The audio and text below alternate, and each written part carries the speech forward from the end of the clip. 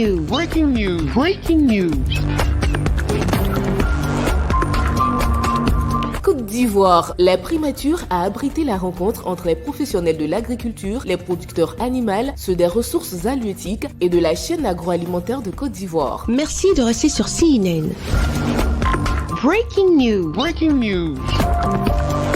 Ce lundi 5 juillet 2021, l'auditorium de la primature a abrité la rencontre entre les professionnels de l'agriculture en présence de leur ministre de tutelle, M. Kobeno Kwasi Adjoumani, les producteurs animaux et des ressources halieutiques, la ministre du Plan et du Développement, Mme Niale Kaba, le ministre du Commerce et de l'Industrie, M. Diarasouba Souleymane, le ministre de la Communication, M. Amadou Koulibaly, les ambassadeurs et représentants des institutions diplomatiques et internationales accréditées en Côte d'Ivoire, ainsi que les acteurs des différents secteurs concernés. C'est à 9h16 que le Premier ministre de la République de Côte d'Ivoire, son Excellence Jérôme Patrick Achi, qui préside cette rencontre, fait son entrée dans l'auditorium. Et la parole est donnée au ministre de l'Agriculture et du Développement rural, M. Kobeno Kwasi Adjoumani.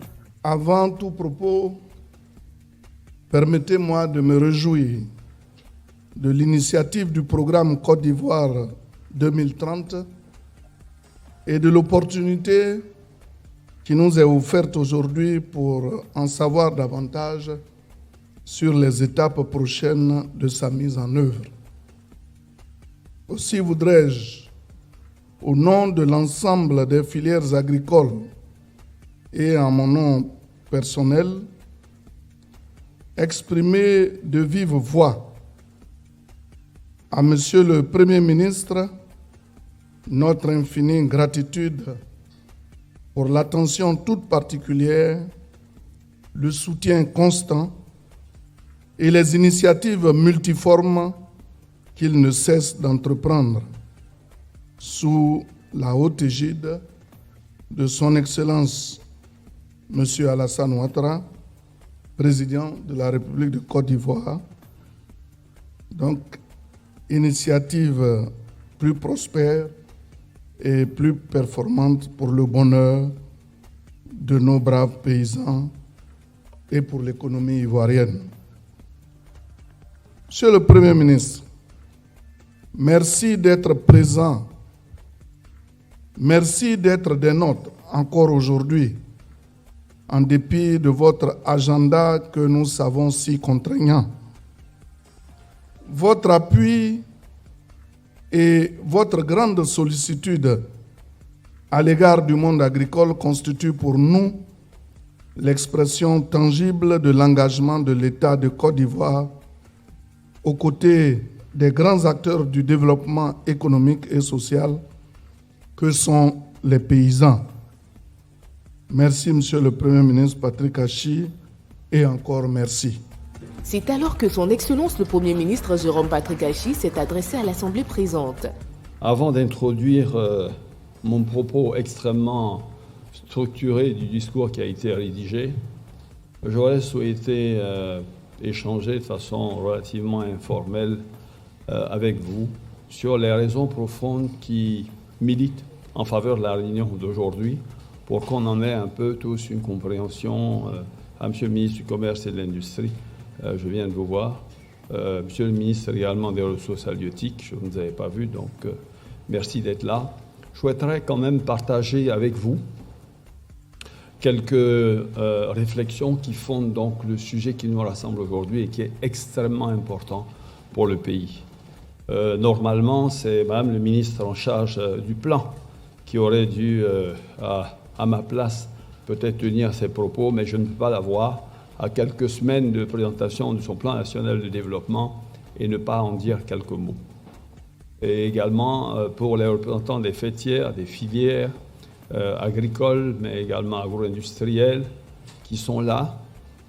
On est dans une logique qui sous-tend, donc, comme je dis, le projet de société de son Excellence, Monsieur le Président de la République, sur donc, la Côte d'Ivoire solidaire, qui a pour fondement une réflexion profonde sur l'histoire de notre pays et de son économie au cours des 50 dernières années, et qui nous voit aujourd'hui à un niveau de développement certes performant, mais dont on aurait pu attendre, si on n'avait pas eu ces dizaines d'années de crise, d'être beaucoup plus en avant.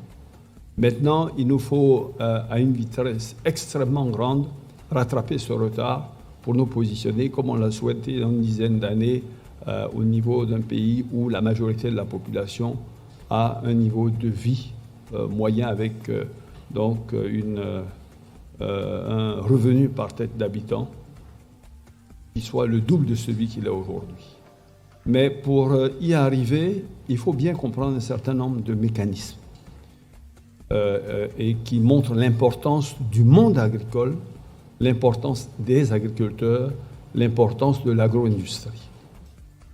L'État, en tant qu'administration, l'administration, le gouvernement, ne produit absolument aucune richesse. Nous ne produisons aucune richesse. Nous créons à peine quelques emplois pour l'administration. Et l'objectif, ce n'est pas qu'on en produise toujours plus. Mais par contre, nous avons énormément d'engagements. Le premier, c'est de construire des infrastructures extrêmement importantes pour donner aux populations dont nous avons la charge un niveau de vie, une condition sociale décente. S'en est suivi en huis clos hors médias avec les concernés de la filière et les représentants cités plus haut dans une atmosphère de travail et concertation qui a duré 2 bonnes heures d'horloge. Les conclusions ont été dites par la voix du Premier ministre devant la presse nationale et internationale. Ce que je voudrais dire comme élément de synthèse d'abord, c'est que le travail qui a été fait par la vision 2030 et donc par le plan de développement, quand on a fini d'écouter tous ces acteurs-là, on se rend bien compte qu'on est au cœur de notre sujet. C'est-à-dire, avant d'aller chercher d'autres filières, d'autres thèmes qui sont tout aussi importants, l'économie numérique, la construction, le BTP, enfin, toutes les autres filières et tous les autres secteurs qui pourraient être porteurs de la croissance, on a déjà des secteurs dans lesquels on est acteur, producteur, pour lequel nos populations ont déjà un minimum de culture de production et produisent déjà. Les difficultés qu'on a, elles ont été citées, elles sont transversales. Le premier, ce sont des questions liées à la productivité. Ils continuent de travailler comme si ils faisaient ces champs-là il y a 50 ans en arrière. Donc on a un vrai sujet d'insuffisance de productivité un demi-siècle après qu'on soit dans ces filières. Pendant que le secteur de l'agricole a connu en matière technologique, en termes d'engrais, en termes de techniques culturelles, en termes de mécanisation, des progrès inimaginables au cours de ces 50 années auxquels nous n'avons pas profité. Donc nous nous retrouvons aujourd'hui avec des générations de jeunes que les parents ont envoyés faire des études et qui ne sont plus capables de pratiquer ces cultures-là avec la même pénibilité que leurs parents, pour obtenir des rendements qui, quel que soit le prix d'achat, ne leur permet pas, au niveau de leur coût de la vie, d'avoir un pouvoir d'achat qui leur permet de mener une vie décente. Une photo de famille a été prise avant le cocktail offert pour le bonheur des participants. Et CNN, la télévision autrement, a recueilli quelques impressions pour vous. L'ensemble du travail qu'on a eu, le Premier ministre, nous partons satisfaits parce que les problèmes ont été touchés. Alors, la mise en place de l'interprofession en ce qui concerne les cajous, un financement structuré pour les partenaires que nous sommes, les acheteurs que nous sommes, et puis beaucoup de choses. Nous nous réjouissons d'avoir participé à cette rencontre. Il y aura des ateliers à partir de la mi-juillet, je crois à partir du 12 juillet, et nous allons évidemment participer. On sort avec beaucoup de joie. Le Premier ministre a bien posé les problèmes, il connaît nos difficultés et la Côte d'Ivoire a des ambitions. Nous voulons l'accompagner ensemble pour pouvoir atteindre ces objectifs. On part satisfait de ce que tous les points, sur les 3 points que nous avons abordés, à savoir les défis à relever, les attentes et aussi l'assistance du gouvernement. Je crois que sur l'ensemble des points, il y a une convergence de vues avec le gouvernement de Côte d'Ivoire. C'est à 13h qu'a pris fin cette rencontre appréciée par tous.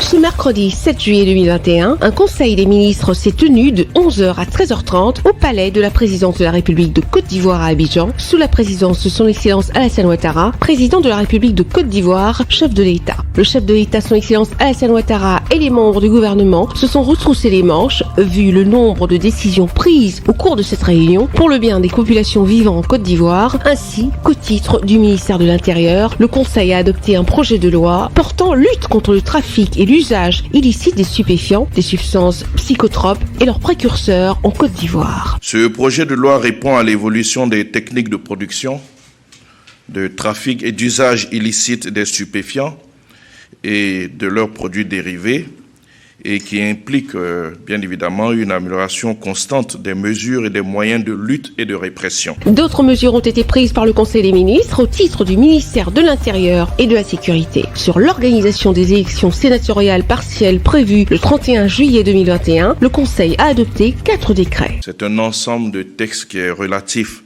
à l'organisation des élections partielles des sénateurs dans les régions donc des Grands Ponts, du Kabadougou, du Bonkani, du Gontougo et de la Nawa. C'est un ensemble de textes qui permet de déterminer la durée de la campagne électorale pour le premier décret. Le deuxième fixe les modalités d'accès aux organes officiels de presse. Le troisième, lui, détermine le nombre de lieux de vote et de bureaux de vote. Et le quatrième porte sur l'organisation et le fonctionnement de ces bureaux de vote. Ce qu'il faut retenir de l'ensemble de ces 4 textes, c'est que les collèges électoraux sont convoqués à la date du samedi 31 juillet 2021 et la campagne s'ouvrira le 23 juillet 2021 à 0h et se fermera le 29 juillet 2021 à minuit. Le Conseil a aussi adopté un décret portant approbation de la convention de concession d'exploitation des jeux de hasard entre l'État de Côte d'Ivoire et la Loterie nationale de Côte d'Ivoire, le NACI. Le Conseil a adopté un décret portant sur l'approbation de la convention de concession d'exploitation des jeux de hasard entre l'État de Côte d'Ivoire et la Loterie nationale pour une durée de 15 ans. C'est un décret qui permet en fait à la l'ONACI de prendre en compte les nouveaux jeux de hasard, notamment les jeux en ligne, et qui permet enfin à la LONASI de pouvoir délivrer des licences, des agréments aux différents opérateurs. C'est une action qui s'inscrit dans le cadre de l'application de la nouvelle loi qui a été votée, portant régime juridique donc des jeux de hasard et qui instaure notamment une autorité de régulation donc des 10 jeux. C'est réajustement du dispositif procède donc de la légitime nécessité pour l'État d'accroître son contrôle sur le secteur du jeu par l'adoption de mesures vigoureuses contre des opérateurs qui exerçaient donc de façon illégale. Sur la question de l'emploi, le Conseil a adopté un décret portant création, attribution, organisation et fonctionnement d'un établissement public national à caractère administratif dénommé Observatoire national de l'emploi et de la formation, ONEF. Au titre du ministère de l'Emploi et de la Protection sociale et en liaison avec les ministères concernés, le Conseil a adopté un décret portant création, attribution, organisation et fonctionnement d'un établissement public national à caractère administratif dénommé Observatoire national de l'emploi et de la formation. Au titre du ministère d'État, ministère des Affaires étrangères, de l'intégration africaine et de la diaspora, en liaison avec le ministère de l'économie et des finances, le ministère du budget et du portefeuille de l'État et le ministère délégué auprès du ministère de l'État, ministère des Affaires étrangères, de l'intégration africaine et de la diaspora, chargé de l'intégration africaine, le Conseil a adopté une communication relative à l'organisation de la 9e conférence au sommet du traité d'amitié et de coopération TAC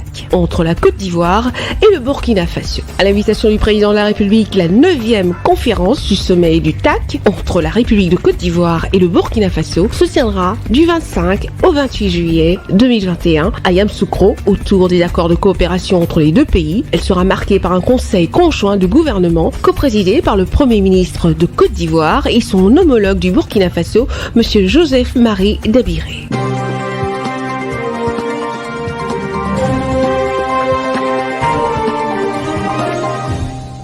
sommes le 17 juin 2021, il est exactement 16h10. Un seul oiseau métallique de plusieurs tonnes plane sur le ciel de Côte d'Ivoire dans sa partie sud Port-Boué et s'apprête à atterrir à l'aéroport international Félix Houphouët-Boigny avec à son bord l'ancien président de la République Laurent Gbagbo et sa compagne Nadi Bamba. Mélomane, inconditionnel du Woody de Mama, militant du FPI, député élu du FPI à l'Assemblée nationale de Côte d'Ivoire, sympathisant, chef religieux et coutumier et bien sûr la présence très remarquée de l'ex-première dame Simone Yves Gbagbo, de l'honorable Pascal Afin-Guessan, de monsieur Maurice Kakou-Gikawe, secrétaire général du PDCI RDA. Un accueil fraternel a lui être réservé qui sonne pour nombreux comme un moment clé de la réconciliation nationale pour un meilleur vivre ensemble entre les fils et filles de la Côte d'Ivoire. Le Boeing Eurowing, à bord duquel se trouve l'ancien président de la République, monsieur Laurent Gbagbo et madame, est toute une curiosité par le public massé aux abords de l'aéroport Félix Houphouët-Boigny. Le gouvernement de Côte d'Ivoire a tout mis en œuvre afin de réserver un accueil tel souhaité par les équipes d'organisation du retour en Côte d'Ivoire de l'ancien président de la République. Comme pour dire, la réconciliation entre fils et filles ivoiriens existe bel et bien et devra continuer son cheminement dans la paix et la concorde nationale. La présence massive de la presse nationale et internationale est la preuve qu'aucun média ne voulait se faire raconter cet événement historique.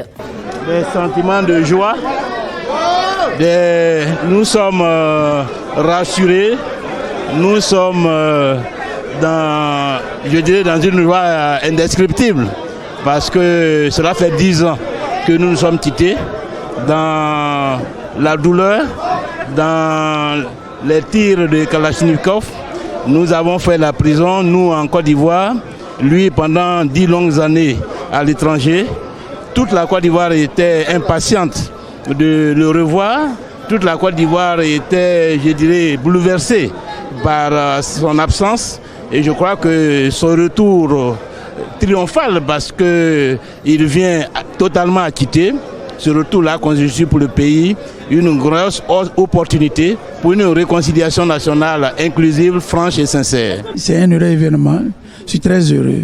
C'est comme si on venait de me naître. Vivre l'événement, vivre l'arrivée du président Laurent Gbagbo, le retour du fils du pays dans son peuple, parmi son peuple, être avec son peuple. Nous sommes heureux de le recevoir. Ame barkala alaye ale mi ko betigi ame mi kene mikani ala yɛrɛ le k'a yirana ko ale le bɛ se ko bɛɛ la ko ka gbanyaw ɲama ni k'a dira ala la a b'a nɔgɔya. La Côte d'Ivoire est réconciliée, honorée, comblée par l'acquittement du président Laurent Gbagbo et par son retour au bercail. Il est normal qu'il rentre.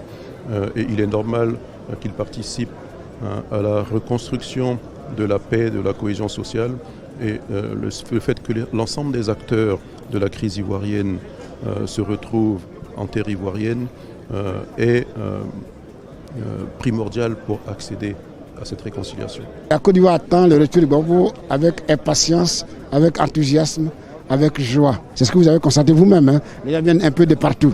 Vous avez vu les chefs qui sont là, ils attendent le président Laurent Gbagbo. Nous tous nous l'attendons, vous aussi d'ailleurs. Donc on attend le président Gbagbo.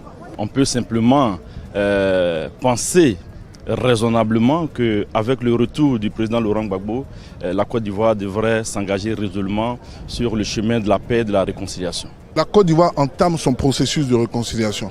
Parce que jusque-là, on disait qu'il était le maillon essentiel de la réconciliation. Donc avec son retour maintenant, on va commencer le processus véritable de la réconciliation. Donc c'est le maillon qu'il manquait pour que la Côte d'Ivoire soit réconciliée. Voilà ce qu'il faut dire dessus. Nous, on veut la réconciliation. Mais vous avez vu ce qui s'est passé. Mais nous espérons toujours. Nous n'allons pas désespérer. Nous aurons la réconciliation. C'est le chaînon manquant de la réconciliation. Et donc je pense qu'avec lui, on pourra débuter un processus de réconciliation. Vous voyez, et il était important qu'ils viennent pour qu'avec le président Ouattara et avec le président Bédié, ils trouvent les moyens d'offrir à toutes les générations qui viennent après eux un processus de paix durable et un moyen de partir de l'avant sur de nouvelles bases. Ce que je peux vous dire, c'est que je sens beaucoup d'émotion, beaucoup de ferveur en ville. Ce que je peux ajouter, c'est que la réconciliation va reprendre, me semble-t-il, dans les meilleures conditions, parce qu'on peut considérer que Laurent Gbagbo était le chaînon manquant. Ce chaînon est là maintenant, il n'y a plus de raison, il n'y a pas de raison que la réconciliation ne réussisse pas. En tout cas, on parlera d'un pas qui est franchi, un pas important. Il va revenir, on est tous contents, on attend de voir ce qui va se passer après son retour. Il est clair que, regardez, avant même qu'il n'arrive, vous avez vu que tout le monde est allé aux élections. Il a donné le mot d'ordre, tout le monde est allé aux élections. Et depuis que tout a commencé, vous l'entendez, il ne fait que dire la paix, la réconciliation, la Côte d'Ivoire. C'est ça son message. Nous avons travaillé à ses côtés, nous avons toujours dit que le président Laurent Gbagbo est un homme de paix. Il fallait qu'il soit là et aujourd'hui, moi j'ai foi. Nous allons aller à la réconciliation si tout le monde le veut. Nous sommes venus accueillir notre frère, notre président, n'est-ce pas, président de notre parti. Et je vais vous dire que nous sommes très heureux d'être là. Le président nous a dit qu'il vient pour participer à la réconciliation des Ivoiriens, de tous les Ivoiriens et de tous les habitants de Côte d'Ivoire. Donc nous sommes venus l'accompagner dans ce mouvement. Nous pensons que son arrivée va booster le mouvement de réconciliation et par ricochet envoyer la paix dans notre pays. Et même actuellement, même c'est déjà commencé. Quand le président arrive ce soir-là, c'est fini.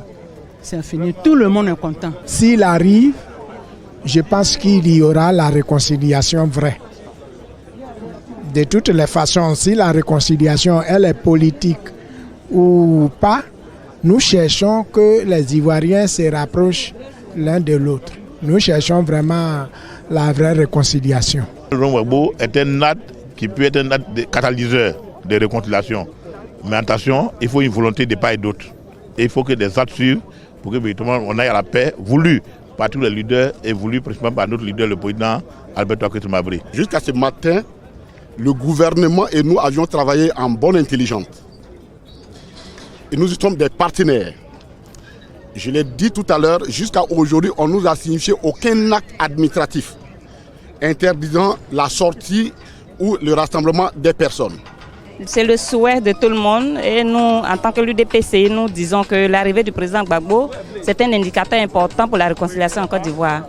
Vous savez, 10 ans hors de son pays, 10 ans être détenu et être acquitté, c'est aussi un grand exploit.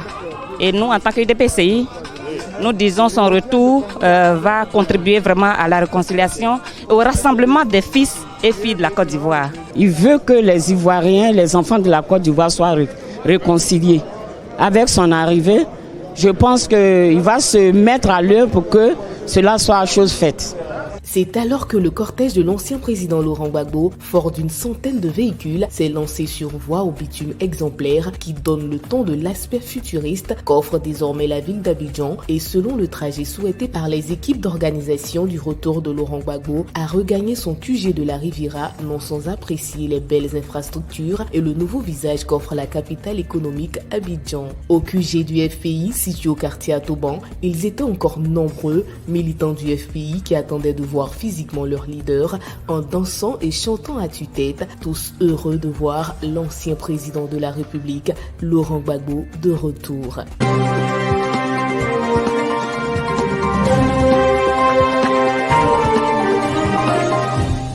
À l'occasion d'une communication à l'Assemblée nationale ce 28 juin 2021, le ministre de l'Eau et de l'Énergie, Gaston Elundou Essomba, a déclaré que l'alimentation en eau potable dans le milieu rural au Cameroun fait face à de nombreux défis, dont le plus important est celui de la qualité et de la durabilité des ouvrages. Une situation qui, d'après le membre du gouvernement, résulte en amont de la standardisation du prix du forage, qui est de 8 500 000 francs depuis des décennies, quelle que soit la localité dans laquelle l'ouvrage est construit. Avec l'inflation des prix des matériaux de construction et d'équipement du forage, un montant n'étant plus incitatif pour les entreprises sérieuses qui ont de bonnes capacités techniques et financières, ce qui transparaît inéluctablement sur la qualité des ouvrages réalisés après quelques années d'utilisation. Dans ce périmètre, comme indique le ministre, plus de 57% des ménages ruraux au Cameroun ont accès à une source améliorée d'eau potable selon les critères définis par l'Organisation mondiale de la santé. C'est dire que 43% des ménages en zone rurale dans le pays n'ont pas d'autre choix que de s'abreuver aux sources d'eau non améliorées. Par ailleurs, sur la question des coupures répétées du courant électrique dans les ménages, le ministre Gaston Essomba a déclaré que le problème est d'ordre technique et que le gouvernement est à pied d'œuvre pour apporter des solutions dans les brefs délais. En matière d'électricité, dans le cadre de mon intervention devant le Parlement, j'ai mis l'accent sur la configuration du territoire national en 3 réseaux et que les préoccupations peuvent différer d'un réseau à un autre. Le réseau interconnecté nord, celui du sud et celui de l'est. Mais globalement, le gouvernement est en train de travailler pour trouver des solutions aux préoccupations actuelles. Si dans le réseau qui est celui du sud, qui compte 6 régions méridionales, aujourd'hui, il n'y a pas un problème de production dans la mesure où les principaux ouvrages hydroélectriques sont déjà en train de livrer beaucoup de mégawatts, y compris même Veleux qui vient d'être mis en service, qui est en train d'être mis progressivement en service. Le problème se pose beaucoup plus au niveau de la distribution, au niveau du transport. Nous avons une préoccupation aujourd'hui d'un réseau de distribution avec les poteaux bois qui sont à l'origine des multiples interruptions de courant. À court terme, le gouvernement a trouvé une alternative, celle des poteaux béton. Malheureusement, les opérateurs qui en produisent ne sont pas encore autant nombreux, dont notre capacité actuelle tourne autour de 55 000 poteaux par an. Et c'est pour cette raison qu'en 2021, 55 000 poteaux béton seront mis en lieu et place des poteaux en bois.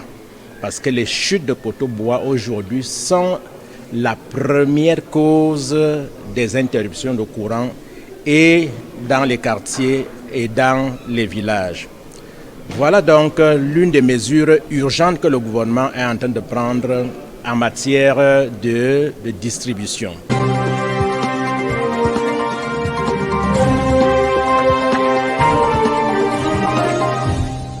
Encore une journée marathon pour son Excellence le Premier ministre de la République de Côte d'Ivoire, son Excellence Jérôme Patrick Achi et une pléthore des membres du gouvernement et ce que la Côte d'Ivoire compte de sympathisants du regretté AGC pour les intimes, les militants et sa famille biologique et élargie. Ce lundi 5 juillet 2021, dès 16h, la salle des fêtes du Sofitel Hôtel Ivoire était plein comme un œuf. C'est à 17h23 que son Excellence Patrick Achi, Premier ministre de la République de Côte d'Ivoire, arrive dans la salle, ce qui sonne le début de la cérémonie avec une prestation artistique comme pour rendre un hommage mérité à ce grand homme politique que la Côte d'Ivoire a perdu. Un film sur l'homme est projeté sur écran géant dans un silence de cathédrale, instant émotionnel de l'Assemblée que traduisent les larmes de la famille Amadou Gon Coulibaly. C'est alors que M. Ziad Limam, l'une des plumes du bel ouvrage intitulé Amadou Gon Coulibaly, le cœur et l'esprit. Nous allons évoquer les mémoires d'Amadou Gon et forcément la mémoire d'Amadou Gon à travers ce livre qui s'appelle Le cœur et l'esprit, titre qu'il avait choisi et qui résumait assez bien finalement sa trajectoire personnelle. Ce livre est né de discussions avec lui en avril, mai, juin 2019. On se connaissait depuis très longtemps puisque j'avais été dans ma jeunesse de journaliste affecté à la couverture du RDR et de son président, le président Alassane Ouattara, et donc j'avais fait toutes les grandes batailles, la fondation du parti, les grandes manifestations d'Abidjan, la prison, etc. Et donc on avait appris à se connaître et on avait une relation assez proche parce que, pour ne rien vous cacher, on avait aussi quelques problèmes de cœur en commun. Et donc on en parlait avec beaucoup de liberté. En mai-juin 2019, Amadou Gon est donc Premier ministre et il a ce besoin assez fort de se raconter, de parler de lui tel qu'il est, tel qu'il se sent et non pas tel qu'il est vu ou tel qu'il est caricaturé, comme cette espèce de technocrate, d'homme du Nord, de haut fonctionnaire, alors qu'il se sent complètement différent, il se sent multiple, il se sent divers, il se sent ivoirien, il se sent aux 4 coins de ce pays, et il a envie de le dire, et comment cette aventure de ce livre dans laquelle va très vite nous rejoindre notre ami Venance ici présent, puisque j'avais besoin d'un coéquipier à Abidjan pendant que moi j'étais à Paris et que s'organisait le travail autour du livre. Évidemment, il y a là très vite, au cours de ces mois-là, très vite la perspective de l'élection présidentielle qui arrive. Et certains ont pensé que ce livre aurait pu être un livre avant tout politique, mais je ne crois pas. Venance et moi, on peut en témoigner.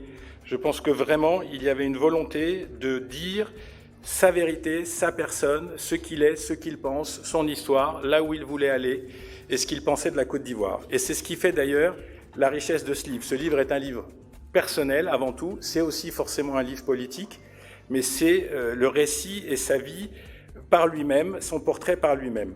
L'autre figure emblématique de la presse en Côte d'Ivoire, formant le duo responsable des écrits de ce bel ouvrage, M. Venance Conan, s'est aussi exprimé. Je l'avais rencontré seulement 2 fois et j'ai découvert un monsieur qui avait beaucoup d'humour. Moi, je voyais l'homme austère, mais j'ai découvert un monsieur qui savait rire et qui savait faire rire. Et la dernière fois où je l'ai vu, vraiment, c'était à Yamoussoukro, le jour où le président avait dit qu'il n'était pas candidat. Il y avait cette émotion-là que tout le monde avait, et lui surtout. Il se trouvait qu'il était juste derrière lui, et je le voyais, je me demandais s'il ne pleurait pas. On avait donné rendez-vous pour qu'on achève la dernière partie qui restait, c'est-à-dire la Covid, comme il avait vécu, et puis sa dernière hospitalisation. On devait en parler le samedi matin, et puis le 8, le mercredi. C'est alors que l'un des moments difficiles à cet instant, en cette circonstance, à savoir représenter la famille à travers un discours. C'est le rôle du porte-parole de la famille Gon Coulibaly, présente au grand complet, attribué à Madame Djenebou Gon Coulibaly, épouse Oku. Cette œuvre autobiographique avait été pensée et écrite par Amadou Gon pour se découvrir au monde tel qu'il était, pour se raconter comme il était et permettre une meilleure perception de sa personne. C'est ainsi que Amadou Gon a dit dans le livre, et je cite, « Que ce récit me présentant tel que je suis dans ma carrière, mes origines, les risques que j'ai pris, les convictions que j'ai eues, puissent nous détourner de la caricature. » Fin de citation. En effet, mesdames et messieurs, telle était sa volonté en écrivant ce livre. Cette œuvre retrace la vie bien remplie d'un homme épris de culture en général et de la culture sénoufo en particulier, depuis sa tendre enfance, son adolescence, sa jeunesse, sa vie d'adulte, son parcours politique, son amour et son attachement à certaines valeurs, telles que l'honnêteté, l'humilité, l'engagement, la croyance en ses convictions, la sincérité, la fidélité, la loyauté, la responsabilité, le don de soi, le partage et bien d'autres. Que de souvenirs pour son Excellence M. Patrick Hachi, Premier ministre de la République de Côte d'Ivoire. À ce moment, second recueillement devant ce public attentif à ce qu'il dira avec ses mots justes, précis et qui de tout temps sortent du cœur. Pour ce que je sais d'Amadou, Amadou ne se livrait pas, ni en esprit, ni en cœur, à qui n'avait pas su conquérir sa confiance, son amitié. Et il était relativement exigeant. Il était discret, il parlait peu. Et si, à un moment ou à un autre, il a éprouvé le besoin de parler, et de parler de lui-même, ce qui est rare, il a dû certainement être encore plus difficile de savoir à qui il allait parler. Merci donc très sincèrement à vous. Quant à moi, dans 48 heures, jeudi 8 juillet, jour anniversaire du décès, avec quelques autres autorités, politiques, amis, nous aurons l'occasion de livrer notre message, nos mots, nos pensées, pour Amadou Gon Coulibaly. sous la présidence certainement de Monsieur le directeur exécutif, puisque c'est le RHDP et également la famille qui nous inviteront. Alors à ce moment-là, nous aurons un discours écrit pour dire de façon structurée et cohérente comme il aimait bien ce que nous aimions en lui, ce que nous avons appris de lui et ce que nous gardons de lui. Aujourd'hui, je dirais simplement, après avoir entendu Ziad et Venance, je dirais simplement que pour ma part, ce que j'aurais retenu de ces moments importants que nous avons passés ensemble pendant qu'il était au gouvernement à partir de 2003, puis ensuite, bien sûr, en passant par le Golfe, au secrétariat général et à la primature, c'est qu'Amadou Gon était quelqu'un d'entier et de passionné. S'il vous aimait entièrement. Et il était prêt pour vous de ce que jamais vous n'auriez été prêt pour lui-même. Très dur pour l'assistance, dur pour les militants du RHDP, dur et encore dur pour son épouse, son frère, son oncle, ses enfants, tous présents, et encore très dur pour le secrétaire exécutif du RHDP, M. Adama Bictogo, dont la proximité et la complicité avec Feu Amadou Gon Coulibaly se traduit dans ses expressions de gratitude de tout temps, recueillies par la presse nationale et internationale. CNN était là. Je voudrais en tout cas dire que l'émotion qui nous habite encore aujourd'hui est comme celle qui nous a habité le 8 juillet 2020. C'est encore difficile, mais tout ce que nous pouvons demander à Dieu, c'est qu'on se rend compte aujourd'hui que partout où nous nous réunissons, son esprit demeure. L'homme Amadou Gon est en nous, son ADN est partout, et je voudrais en tout cas dire merci à ceux qui viennent de nous faire ce beau cadeau. C'est un cadeau qui ne mourra jamais, parce qu'il restera pour nous le rêve, et ce rêve, il est éternel. Franchement, je ne sais pas quoi dire. Je suis beaucoup reconnaissante pour tout ce qu'il a accompli pour la Côte d'Ivoire. Je suis très très fière d'avoir un père comme ça. Et j'espère vraiment que son âme va reposer en paix et que tout ce qu'il a fait pour la Côte d'Ivoire ne va pas tomber à l'eau et qu'il y aura des personnes qualifiées qui pourront continuer ce qu'il a commencé. Je vais répéter les mêmes mots que notre tante tout à l'heure, c'est leur dire merci pour avoir fait revivre sa mémoire. Et puis, je l'ai déjà lu, j'ai lu l'ébauche du livre. Donc pour l'avoir lu, on a l'impression de l'entendre nous parler. Donc ça nous fait revivre encore des émotions d'il y a 1 an. Ouais, un peu difficile, mais ça fait toujours plaisir quand même. C'est ce qu'on a dit tout au long de cette cérémonie, c'est qu'entre l'homme que l'on voyait à la télévision et l'homme réel, c'était un monde de différence. C'est quelqu'un qui voulait se faire connaître, qui voulait se faire connaître tel qu'il était réellement. Et donc on a découvert au long des entretiens, évidemment l'homme politique qui était en train de se préparer finalement, tout en ne sachant pas exactement quand seraient les séances. Et en même temps, on a découvert l'homme privé, l'humour, le récit, l'anecdote. Et comme l'a dit Venance Conan lors de son intervention, on retrouve aussi toute l'histoire de la Côte d'Ivoire. Amadou Gon est né pratiquement avec l'indépendance.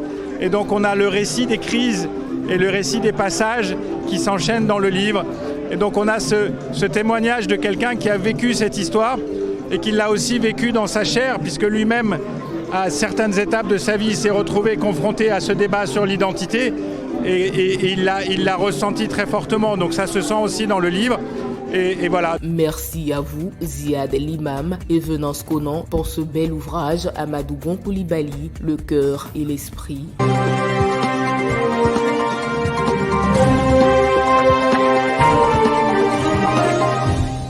En dépit du leadership confirmé de la Côte d'Ivoire en matière de production agricole, la rentabilité des filières agricoles, aquacoles et agro-industrielles de la Côte d'Ivoire ne cesse de se dégrader. La Côte d'Ivoire est le premier pays producteur mondial de cacao, mais seulement 5% des recettes générées par l'industrie du chocolat revient à la Côte d'Ivoire. On retrouve le même scandale un peu partout, par exemple le palmier à l'huile, l'anacarde, du coton et de l'ananas. Le Premier ministre ivoirien son Excellence Patrick Hachi envisage de changer radicalement cette situation. La situation que nous vivons aujourd'hui, où malgré tous ces efforts, nous retirons en termes de valeur ajoutée la part infime que nous avons, osons le dire avec clarté et avec franchise, cette posture n'est plus tenable. Pour des grands projets de développement, un plan stratégique décennal est mis en place. Ces grands projets sont en cohérence avec les lignes d'action proposées dans le programme national d'investissement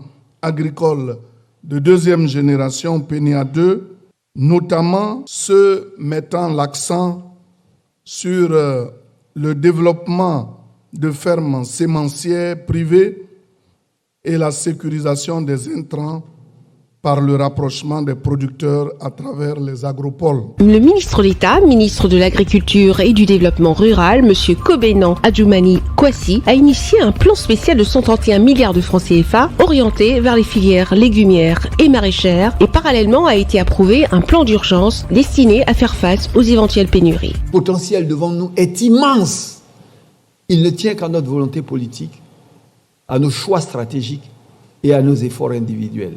Nous sommes convaincus plus que jamais que c'est ensemble, et seulement ensemble, dans une logique de partenariat total, franc et engagé, que nous serons à même d'atteindre les objectifs ambitieux que nous nous sommes fixés et que les Ivoiriens attendent de nous avec beaucoup d'espérance. D'après le Premier ministre, chef du gouvernement, son Excellence Patrick Hachi, seule une approche intégrée combinant action publique et investissement privé permettra de donner des perspectives positives à l'agriculture en Côte d'Ivoire. Et on n'a aucune autre alternative.